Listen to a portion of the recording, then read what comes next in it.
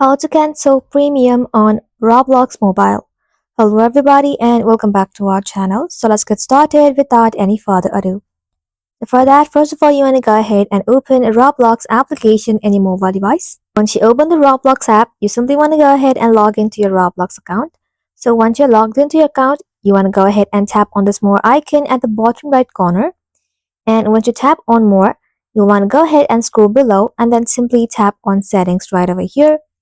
Now, once you're inside the settings section, you'll find an option that says subscription. Go ahead and tap onto it. And just like so, inside subscription section, you'll then be able to find cancel right over here. At the moment, I don't have any subscription on Roblox, but if you have a premium on Roblox, you'll then be able to find a cancel button right over here. So you want to go ahead and tap on cancel. And just like so, you will then be able to cancel premium on Roblox mobile. Well, that is simply how you can do it, guys. Thank you all for watching the video till the very end and stay tuned until our next upload.